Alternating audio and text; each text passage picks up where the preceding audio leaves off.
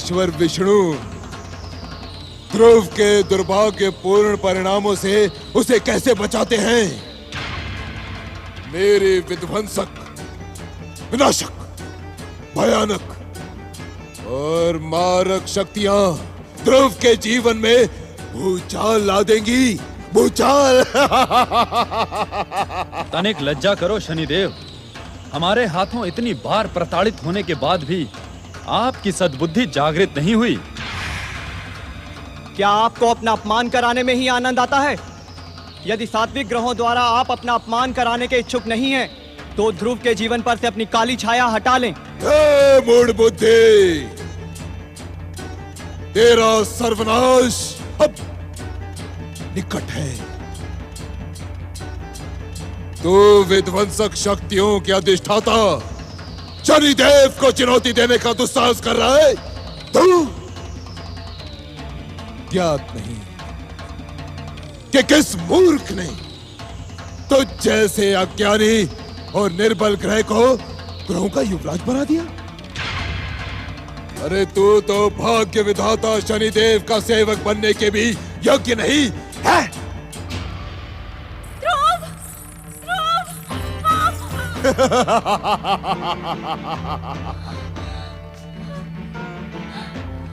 हमने ध्रुव को पहले ही सावधान कर दिया था, किंतु जिसके भाग्य में ठोकरे खाना लिखा हो, जो हमारे क्रोध और कुदृष्टि का भोग बन गया हो, वो आप सब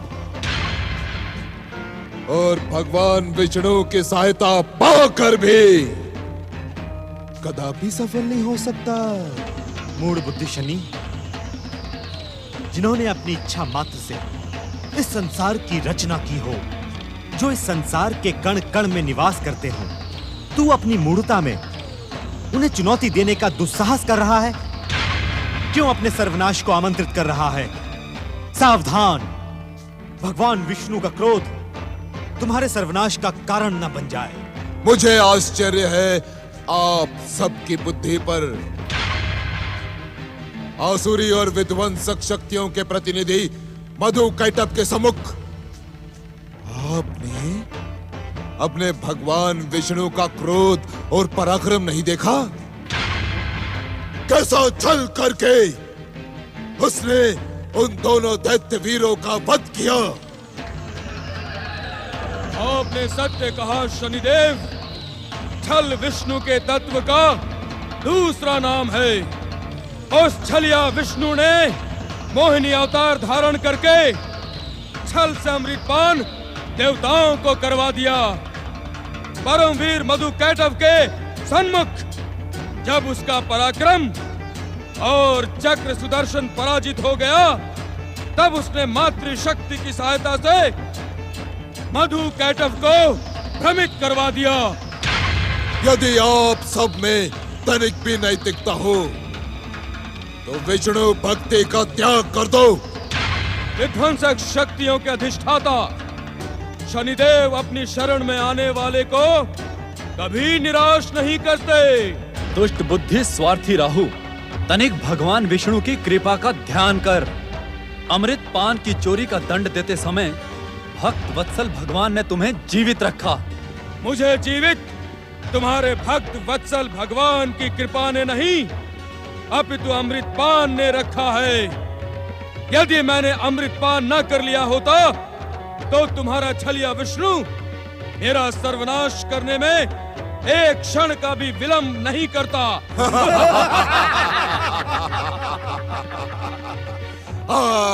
आज तुम्हारा परम विष्णु भक्त ध्रुव अपने पिता से न्याय और अधिकार मांगने जा रहा है, किंतु जिस व्यक्ति के कुंडली में शनिदेव की 7.5 की महादशा चल रही हो, वो भाग्य विधाता शनिदेव की इच्छा के बिना किसी को क्या न्याय और क्या अधिकार प्रदान करेगा।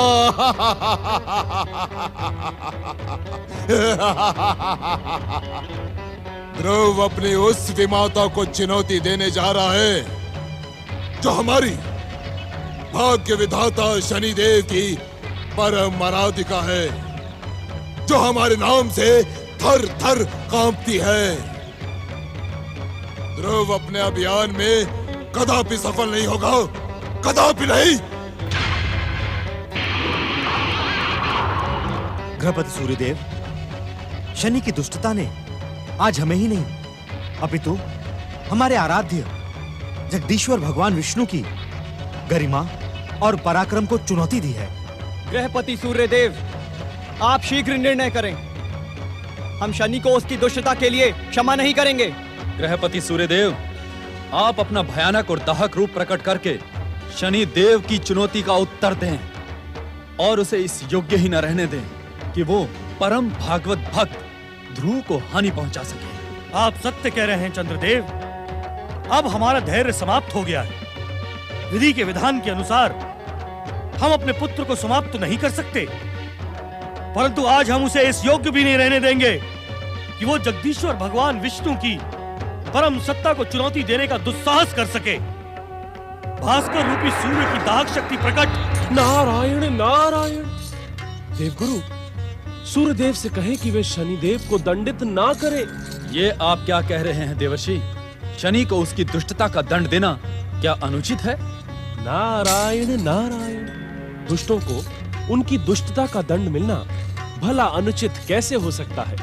तो आप गृहपति सूर्यदेव को मना क्यों कर रहे हैं? आप उन्हें अपना दाहक रूप प्रकट करके शनि को दंडित करने दीजिए।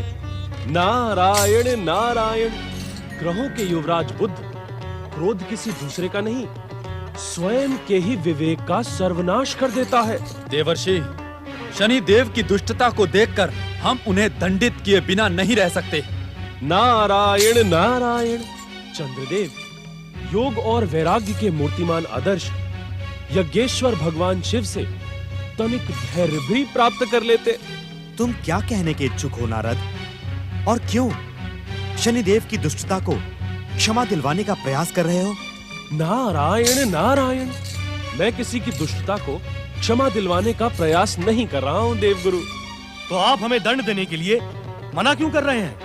सूर्यदेव, आप इस सत्य से भली भांति परिचित हैं कि विध्वंसक शक्तियों के अधिष्ठाता शनिदेव भी जगदीश्वर भगवान विष्णु के इस इच्छा संसार का एक आवश्यक अंग है।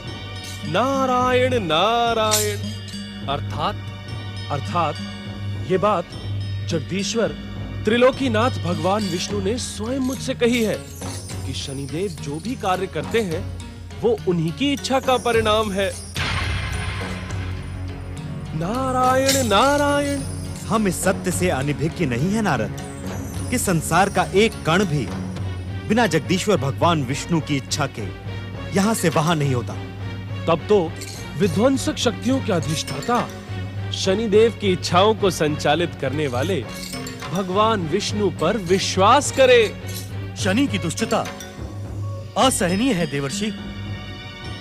परम भागवत भक्त ध्रुव का जीवन अहंकारी शनि ने कष्ट और विपत्तियों में डाल दिया है। आप ही बताएं कि इस स्थिति में हमारा क्या करना उचित होगा? नारायण नारायण। ध्रुव के साथ जो अन्याय आप देख रहे हैं वो भगवान विष्णु की लीला का ही एक रूप है। शनिदेव का अहंकार और अट्टहास भी जगदीश्वर भगवान विष्णु की विराट इच्छा शक्ति की एक झलक से अधिक कुछ भी नहीं है। नारायण नारायण। इस कारण शनिदेव को दंडित करने और ध्रुव की सहायता करने के विचार को एक विचार तक ही सीमित रहने दे। देवर्षि, आप तो जगदीश्वर भगवान विष्णु के सर्वश्रेष्ठ भक्त हैं। क्या अबोध कोमल हृदय बालक ध्रुव के लिए आपके मन में करुणा उत्पन्न नहीं होती? देवर्षि, क्या हम सब भगवान विष्णु की महिमा, इच्छा और लीला के सामने हृदयहीन बन जाएं? आपके इन हृदय में चुभने वाले प्रश्नों के उत्तर में भी मैं ना ही कहूंगा। नारायण नारायण। ना तो मैं करुणाहीन हो सकता हूं और ना ही आप हृदयहीन, परंतु अपनी भावनाओं को संयमित रख के ही हम अपने कर्तव्य का परिचय दे सकते हैं। क्षमा करें देवर्षि, आप किस कर्तव्य का उल्लेख कर रहे हैं? नारायण नारायण। सूर्यदेव, जगदीश्वर भगवान विष्णु की दिव्य लीला का जो घटना चक्र इस समय ध्रुव के जीवन में नाच रहा है, वो ध्रुव को महान से महानतम बनाने का ही प्रयास है। इसमें हस्तक्षेप भगवान विष्णु के प्रति अनादर होगा। परम मित्र साढ़े साथी, ध्रुव जैसे अबोध बालक का जीवन यदि हमने संकट में डाल दिया तो हमारे भाग्य विधाता स्वामी हमारे सभी अपराधों को क्षमा कर देंगे। किंतु उसे संकट में डालेंगे कैसे? तुम निश्चिंत रहो मित्र साढ़े साथी।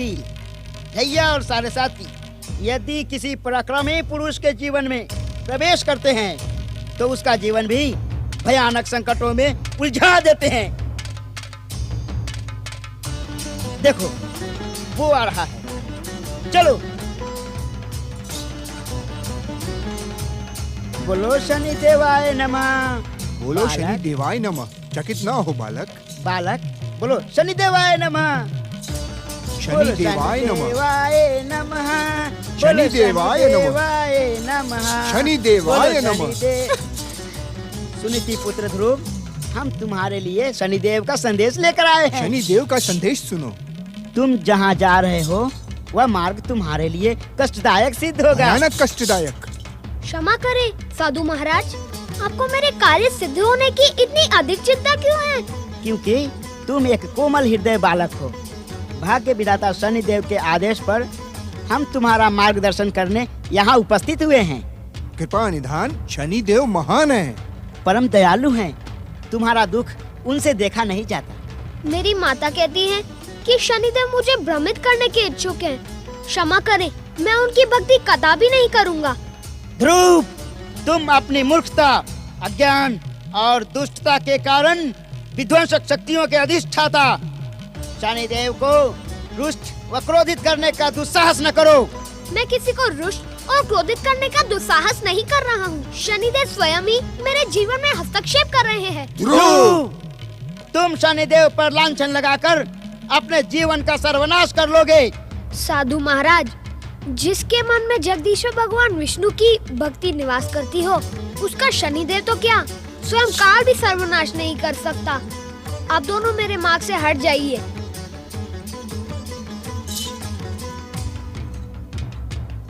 कर क्यों नहीं सकते?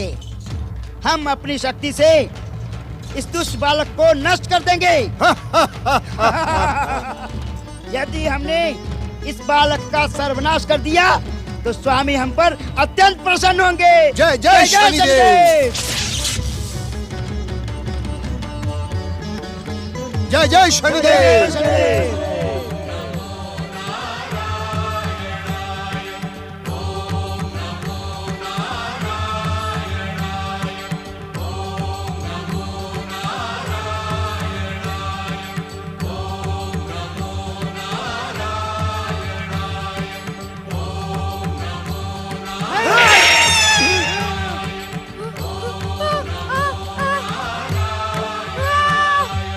मुझे तो ये बालक मायावी लगता है।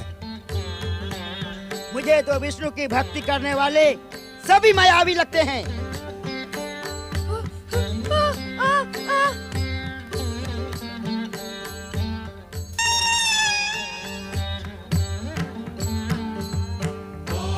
चलो शनिदेव का नाम लेकर आज इस माया को भी समाप्त कर देते हैं। चलो आओ।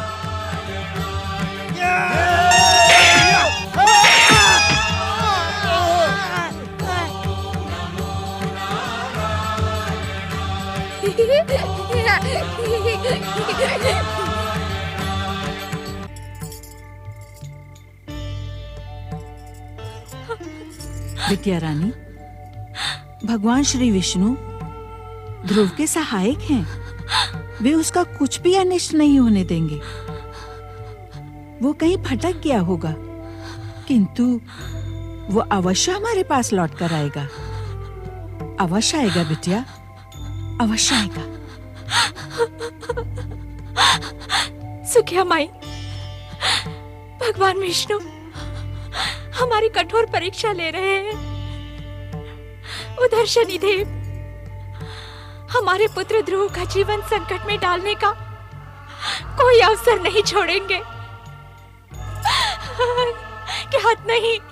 क्या नहीं, मेरे पुत्र का क्या होगा? नारायण नारायण।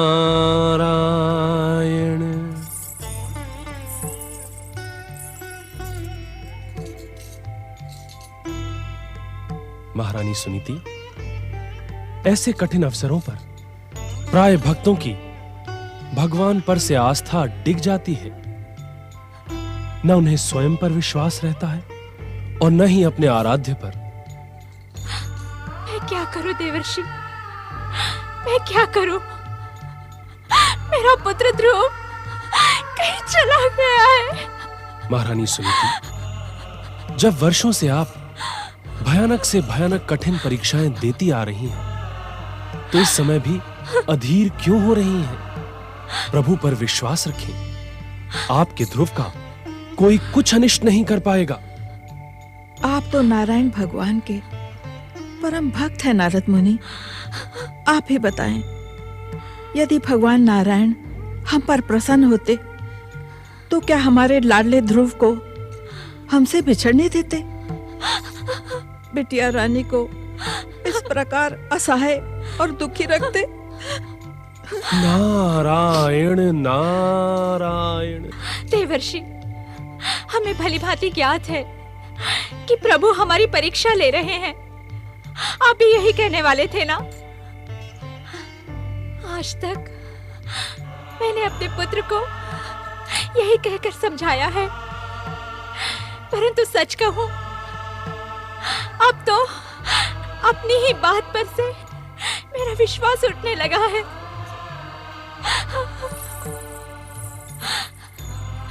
देवर्षि, मुझे मेरे पुत्र से मिलवा दे। एक असहाय और दुखी माता पर कृपा करे, दया करे देवर्षि, दया करे। नारायण नारायण। कृपा करे हे कृपा निधान, दया करे हे दया निधान। हे भक्तवत्सल भगवान, आज आपके भक्तों के दुख को देखकर सदा आपकी भक्ति में प्रसन्न चित्त रहने वाला नारद भी भ्रमित होता जा रहा है।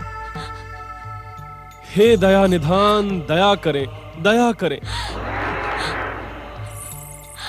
महादेवी, आप मातृ स्वरूपा हैं।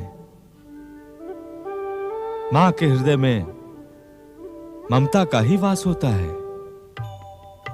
इस कारण ध्रुव के कष्टों को देखकर आप उद्विग्न हो गई हैं। किंतु आपका यह कथन उचित नहीं है कि हम ध्रुव पर दया नहीं कर रहे हैं। ढैया और साढ़े साथी के भयंकर प्रहारों से अभी अभी हमने ध्रुव के जीवन की रक्षा की है। स्वामी, मुझसे सुनीति का दुख देखा नहीं जाता। आज तो महारानी सुनीति के दुखों को देखकर आपके परम भक्त देवर्षि नारद की भक्ति भी भ्रमित होने लगी। महादेवी, अपने दुखों को देखकर तो सभी दुखी होते हैं, किंतु जो दूसरों के दुखों को देखकर दुखी हो, वही सच्चा भक्त होता है। मेरी इस इच्छा संसार में जन्म पाने वाला हर जीवात्मा अपना जीवन व्यतीत करता है, किंतु जो दूसरों के लिए जीवन व्यतीत करे, वही महान और भक्त शिरोमणि कहलाता है। अपनी बात को पूर्ण रूप से स्पष्ट करें प्रभु। संसार के कल्याण के लिए ब्रह्मा जी का मानस पुत्र नारद 14 भुवनों में निरंतर भटकता रहता है। इसमें उसका अपना तनिक भी स्वार्थ नहीं है। नारद निरंतर भागवत भक्ति का प्रचार करते हुए हर एक को सुखी और संपन्न देखने का सत्कर्म करता है। महादेवी, इसी कारण नारद की उपस्थिति मंगल और आनंद का प्रतीक मानी जाती है। समझ गई प्रभु, समझ गई। भक्त के प्रशंसक भी जगत पिता, जगदीश्वर त्रिलोकीनाथ, ये संसार जिससे प्रारंभ होता है और आप में ही समाप्त हो जाता है, वे आदि, मध्य और अंत से रहित परम पुरुष पुरुषोत्तम है। महादेवी, इस आदि, मध्य और अंत से रहित परम पुरुष पुरुषोत्तम को यदि कभी ऋषि का अवतार धारण करना पड़ा तो वो नारद बनने में अपना सौभाग्य समझेगा। एक भक्त की प्रशंसा और चर्चा से आप कितने अधिक प्रफुल्लित और भाव विभोर हो गए। महादेवी, नारद का स्मरण करवा के तुमने मेरा मन उसकी भक्ति और भावना से प्रफुल्लित कर दिया। तुम धन्य हो महादेवी। भक्त आठों प्रहर अपने भगवान को ढूंढता रहता है। नारद के समान नारायण नारायण का उद्घोष करता रहता है, किंतु भगवान अपने भक्तों के हृदय में आश्रय पाकर परम आनंदित हो जाते हैं। प्रभु ये रहस्य। महादेवी, ये रहस्य ज्ञात करना अति कठिन है कि भक्त बड़ा है कि भगवान, क्योंकि भक्तों के बिना भगवान का क्या मूल्य।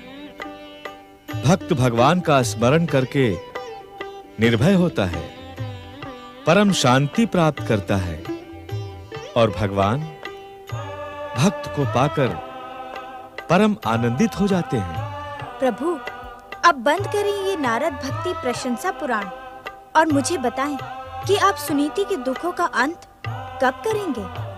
महादेवी, मैं सुनीति के कष्टों के अंत का उपाय ही तो बता रहा था। ऐसा प्रतीत होता है कि तुम मेरी बातों को ध्यान से सुन नहीं रही थी। स्वामी, ये क्या कहते हैं आप? आपकी बातों को सुनने के लिए, आपकी सेवा के लिए मुझ लक्ष्मी ने अनेकों वर्ष आपकी कठोर आराधना की है। आपके श्रीमुख से निकलने वाला हर शब्द लक्ष्मी के लिए हरि प्रसाद के समान ही पवित्र और कल्याणकारी है। महादेवी, आपको आहत करना मेरा उद्देश्य नहीं था। मैं आपकी भक्ति और समर्पण से भली भांति परिचित हूं। महादेवी लक्ष्मी जिस प्रकार अपने पति विष्णु की चरण सेवा करती है, वैसी सेवा संसार की अन्य कोई नारी नहीं कर सकती। अपनी चरण सेवा का सौभाग्य मुझे प्रदान करके आपने धन्य कर दिया प्रभु, किंतु अपने चित्त को शांत करें महादेवी। सुनीति और ध्रुव के कष्टों के प्रसंग पर मैं नारद की परम भक्ति का उल्लेख इसी कारण कर रहा था कि एक भक्त का समर्पण उसे किस प्रकार भक्त शिरोमणि बना सकता है। अपने सत्कर्मों से आज नारद जिस स्थान पर पहुंचा है, कल उसी स्थान पर ध्रुव को भी पहुंचना है और इसके लिए उसके जीवन में कठोर परीक्षाएं अनिवार्य है। क्षमा करें प्रभु, किंतु नारद की आपने ऐसी कठोर परीक्षाएं नहीं ली थी। ये कहकर आप नारद के साथ अन्याय कर रही हैं महादेवी। किस प्रकार प्रभु? महादेवी, सृष्टि के रचनाकार ब्रह्मदेव का मानस पुत्र होकर हमारी भक्ति के क्षेत्र में सर्वश्रेष्ठ पद प्राप्त करना ही नारद की कठोर परीक्षा थी। अर्थात ब्रह्मा जी के मानस पुत्र होने के कारण नारद को जन्म से ही संसार का हर सुख वैभव प्राप्त था। अपने पिता के सत्कर्मों से ही नारद किसी भी दिव्य लोक में बिना स्वयं के सत्कर्म के ही प्रवेश कर सकता था। भोलेनाथ के कैलाश और हमारे वैकुंठ में नारद को जन्म से ही पुत्र के समान स्नेह और सम्मान प्राप्त था। वो तो स्वाभाविक है, किंतु जिस पुत्र को जन्म से ही इतनी सुख सुविधाएं और इतना अधिक सम्मान प्राप्त हो, वे प्रायः सत्कर्मी होने के स्थान पर दुष्कर्मी बन जाते हैं। मुझे ज्ञात है प्रभु। इतना ही नहीं महादेवी, आपको ये भी भली भांति ज्ञात होगा कि हमारा प्रमुख पार्षद और भक्त शिरोमणि बनने के लिए नारद ने 3 जन्म लेकर अपार कष्टों का सामना किया है। आज ध्रुव के जीवन में जो कुछ भी दिखाई पड़ रहा है, वो नारद के कष्टों के सन्मुख बहुत थोड़ा है। यदि ध्रुव को संसार में नारद के समान भक्त शिरोमणि बनना है, तो उसे हम में अपनी अपार श्रद्धा बनाए रखते हुए इन कष्टों को सहना ही होगा। किंतु स्वामी, ध्रुव के कष्टों का अंत कब होगा, इसी बात से मैं चिंतित हूँ। महादेवी, मुझ पर विश्वास करें और ध्रुव की चिंता छोड़कर प्रसन्न रहने का प्रयास करें। यदि आप प्रसन्न होंगी तो ये संसार प्रसन्न होगा, और यदि ये संसार प्रसन्न होगा तो संसार का पालन करने वाला जगदीश्वर सबसे अधिक प्रसन्न होगा। इस कारण आप अपनी चिंता का शमन करें और प्रसन्न रहें, और देखें कि ध्रुव के जीवन में हमारी नवीन लीला किस प्रकार घटती है। उसके पिता महाराज उत्तानपाद उसे स्वीकार करते भी हैं अथवा नहीं। अर्थात प्रतीक्षा। प्रतीक्षा ही तो एकमात्र उपाय है ना स्वामी। महाराज की जय हो। क्या कोई विशेष समाचार लेकर आए हो महामंत्री सुदत्त? विशेष समाचार तो नहीं है महाराज, परंतु राजसभा में जाने का आपका समय हो गया है। वहाँ सब आपकी प्रतीक्षा कर रहे हैं। हमें समय का भली भांति ज्ञान है महामंत्री, परंतु आज हमारा मन राजसभा में जाने को नहीं कर रहा। इसका कोई विशेष कारण है क्या? सुदत्त, तुम हमारे हृदय की उद्विग्नता से भली भांति परिचित हो। आज हमारा मन अपने उस पुत्र के लिए उद्विग्न हो रहा है जिसे हमने अब तक देखा नहीं है। महाराज, महामंत्री, हमें उस दिन का आज भी स्मरण है जब वन महल में देवी सुनीति ने हमारे ज्येष्ठ पुत्र को जन्म दिया था। कितना भागा हूं मैं महामंत्री, अपने पुत्र के जन्म पर यह भागा उत्तानपाद प्रसन्नता भी व्यक्त नहीं कर सकता। धीरज रखिए महाराज। महारानी सुनीति की प्रसन्नता के लिए मैं वचन देकर किन संकटों में घिर गया। न तो वे स्वयं प्रसन्न हुई, न ही मैं।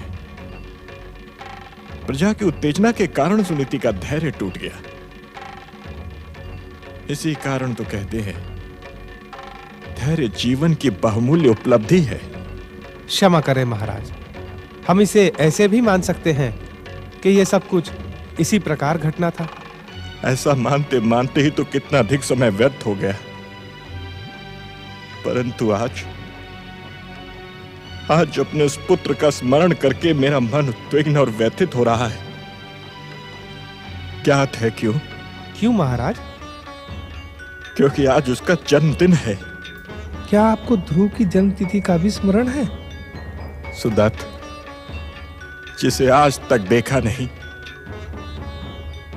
उसकी स्मृति ही हमें हमारे कर्तव्य का ज्ञान करवाती रहती है। परंतु भाग्य के हाथ तो हम कितने अधिक विवश हो गए हैं, क्या आपको भली भांति ज्ञात है।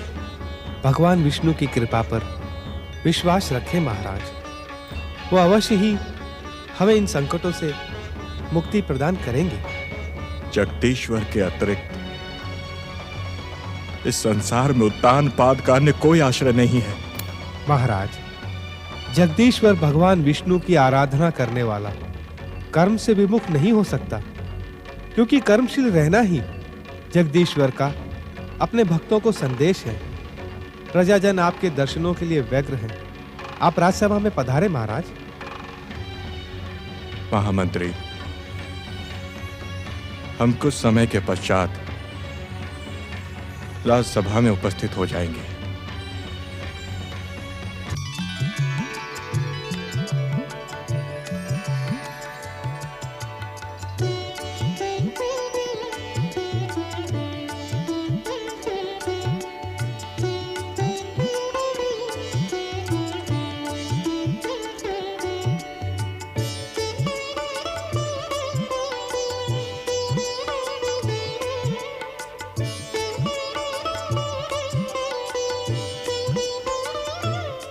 कहाँ जा रहे हो?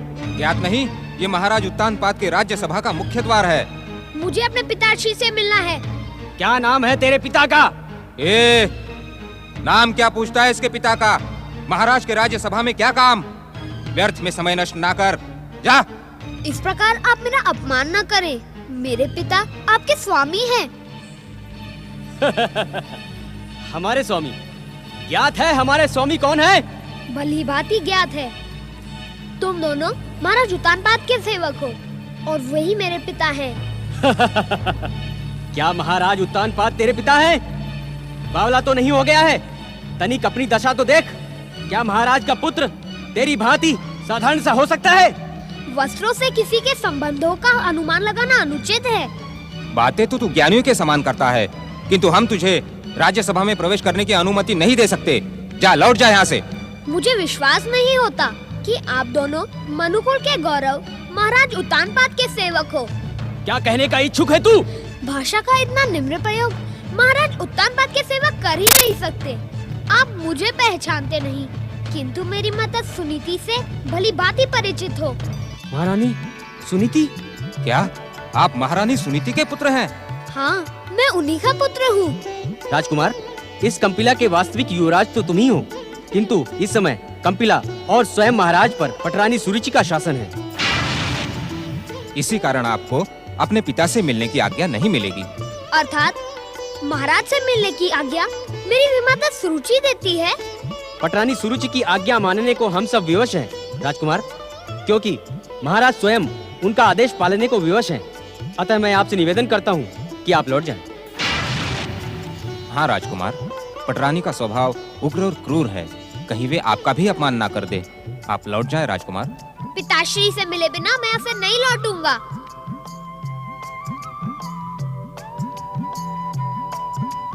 प्रभु कृपा से मुझे कुछ भी अज्ञात नहीं नारद। मुझे सुनीति और सुखिया के दुख और कष्टों का कारण भली भांति ज्ञात है। मुझे ये भी ज्ञात है कि बालक ध्रुव बिना अपनी माता को बताए कहीं चला गया है। नारायण नारायण। माता, इसी दुख से दुखी होकर मैं प्रभु की शरण में वैकुंठ आया था, किंतु मेरे आराध्य जगदीश्वर भगवान विष्णु स्वयं ही वैकुंठ से अनुपस्थित है। अब मैं क्या करूं माता? नारद, प्रभु मुझे बिना बताए अदृश्य हो गए हैं, किंतु प्रभु से किसी का दुख सुख छिपा नहीं है। वे अवश्य ही ध्रुव की रक्षा करेंगे। नारायण नारायण। आपका आश्वासन पाकर मैं धन्य हो गया माता।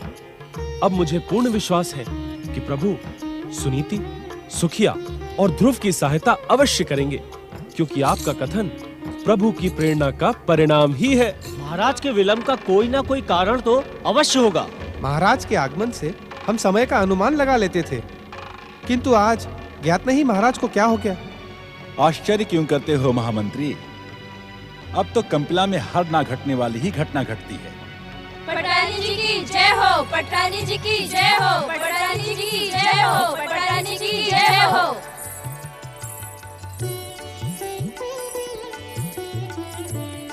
कंपिला राज्य की पटरानी सुरुचि और कंपिला राज्य के युवराज उत्तम की जय जय जय। महामंत्री, महाराज अभी तक राज्यसभा में क्यों नहीं पधारे? इस प्रकार सर झुका के खड़े ना रहे महामंत्री। जय और पिताश्री को राज्यसभा में लेकर आए। जो आज्ञा युवराज। क्षमा करें महामंत्री, अपने आप को महाराज का सुपुत्र कहलाने वाला एक बालक द्वार पर आसन लगाए बैठा है। आप शीघ्र चलें मेरे साथ। तुम सत्य कह रहे हो? आप स्वयं चलकर उसे देखें, आपको मेरे कथन पर पूर्ण विश्वास हो जाएगा। ये क्या गुप्त बातें हो रही हैं वहाँ? क्षमा करें पटरानी जी, मैंने इस प्रतिहारी को महाराज का समाचार लाने के लिए भेजा था। क्या कहा महाराज ने? पटरानी जी, महाराज ने मुझे शीघ्र अपने कक्ष में बुलवाया है। महामंत्री शीघ्र जाएं और महाराज से कहें कि पटरानी सुरुचि राज्यसभा में पधारी हैं। वे भी राज्यसभा में पधारें। जो आज्ञा पटरानी जी।